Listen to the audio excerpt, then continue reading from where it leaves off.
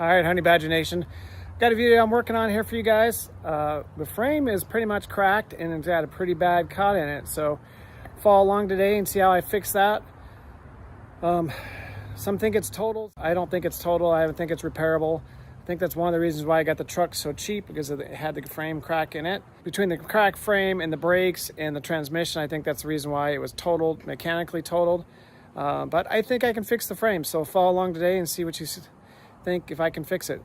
Leave some comments down below, let me know, and we'll see how the day progresses. Okay, now what you see up here is a major crack in the frame right here. Now, you're wondering how that got there. Well, I didn't have a clue how it got there either, but then I started doing a little bit of research and started talking around on the forums out there on the interwebs. Turns out this is a result of somebody doing a horrible job, hack job, of trying to lift this truck, and then they lowered it back down. Now there's supposed to be a cross member that goes across here, bolts right into that transaxle, and goes across and bolts into right there. Those aren't there, and as a result, this is cracked. As you can see from this side, it's just as bad. There's another close view up here in that crack right there. So what I need to do is I need to close up this gap right here, and I also need to close up this gap right here. And before I do that, I'm going to get rid of all this horrible welding. As you can see, up there, the welding isn't too bad right there. But down here, it starts to look like they didn't have enough heat or whatever the case may be, and they just started looking like, we call it looks like really what it looks like. All right, a little bit of a review here on how torsion bar works and why we even have them. So the bar itself is, by twist and action, causes the dampening of the lower control arm and as well as the upper control arm. So that provides your suspension dampening. But because of that, it's under pressure. I have to disconnect that and loosen that up to take the pressure off that lower control arm. So that's why I'm doing that. And that's why we want to do it. Now be very careful, it's under load. So if you do this, just be very careful. Alrighty, before I take this torsion bar off, I want to be able to get lined back up. So I made a nice alignment mark right here, as well as along here. So once I start loosening this up, this thing is going to twist. And then when I go to put it back, I'm going to line up that twist mark. I'll do another one on the other end, but that's what the theory is on these torsion bars. Alrighty, so what we're going to do is we're going to work on this, remove the torsion bar. The key is that there is a pin right there that we want to remove. I'll take a picture of that. We'll get that removed. We're going to use our torsion bar removal tool. I borrowed this, rented it from O'Reilly's. Basically, they charge you the full price and you bring it back, you get the full price back. If you don't, you get to keep it. First things first, I threw a bunch of penetrating fluid in there, PB Blaster in there. I did that a couple days ago, so it's been soaking and all that, so hopefully this nut will come out. I'm going to take out this adjustment screw, and that is a 18 millimeter, I believe. And what that does is it unloads the torque off this torque screw, and then we'll use the adapter as I showed you to remove it. All right, here we go.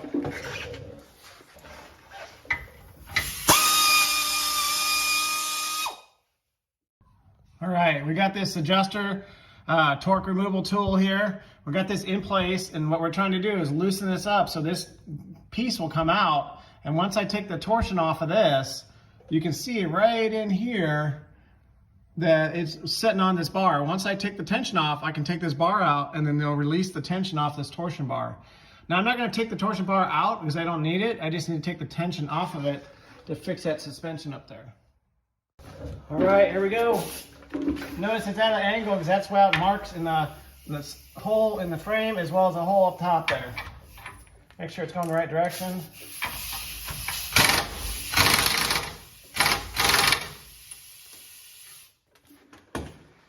Ooh, broken nut. That's part of that bolt that came out earlier. There we go. Here's the piece that I needed to get out. Now, once I do is just release that, this torque bar tension will be off of it. Now be careful, you don't want to be underneath it. It becomes flying out of there. Notice I'm way back behind here. My face is hiding behind this thing here. All right, we'll take the torque tension off of it.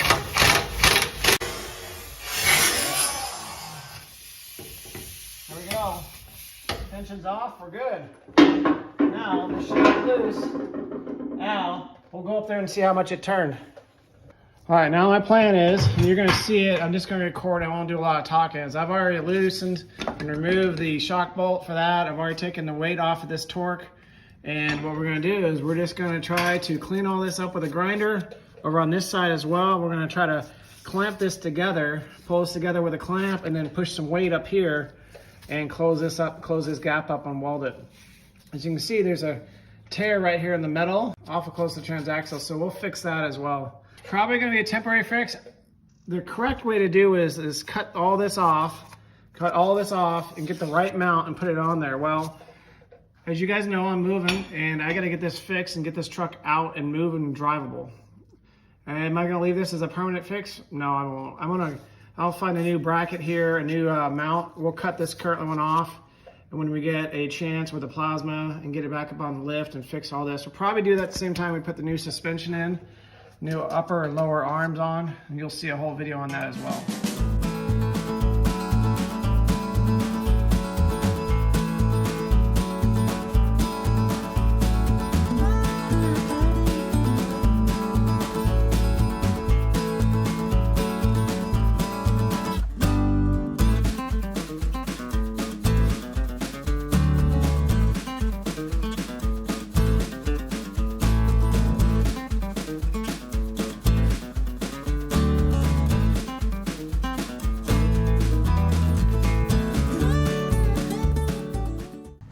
What we're gonna do is we're just gonna tack this in until we can get it to hold. We're gonna use the clamp to close up the gap here, and then we'll close it up, and then we'll put a tack on there and hold it. And then now, once that tack is there, I'll get the clamp out of the way and then weld that up pretty well. Now you guys are wondering, what about fire hazard? Well, this is a diesel, so there's no fumes as far as gas is concerned, and diesel is a lot less combustible than gas is, so I'm not too worried about fumes igniting fires here.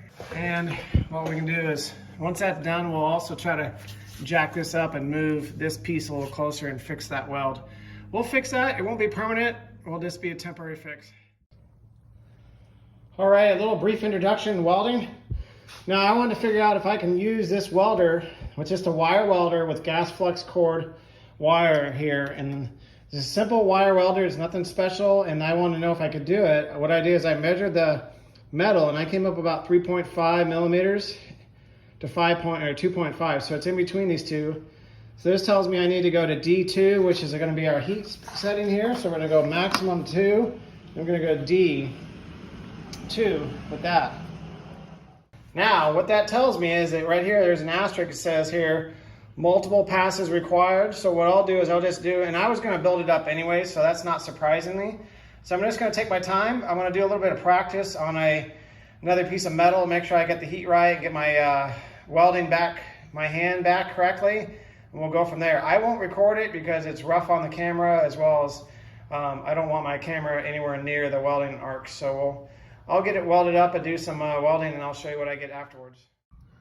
All right, we got it welded up. It's probably not the prettiest thing in the world, but it will be effective. I had to adjust the heat to get the burn through to get it going. I did get a really good burn through. I was actually burning through this too much, so actually it's still a little warm.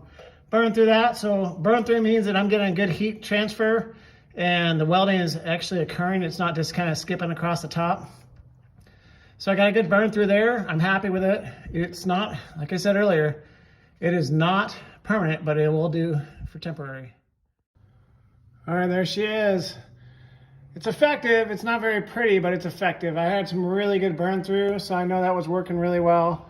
So that was working there. I'm happy with it. It's not pretty, but it works. I cut off the corner here and got rid of that gap, filled that in and filled this crack all the way in. So it'll work.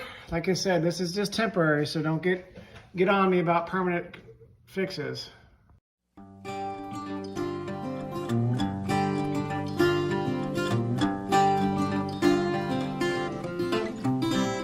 Alrighty, I got the frame fixed. I'm super happy.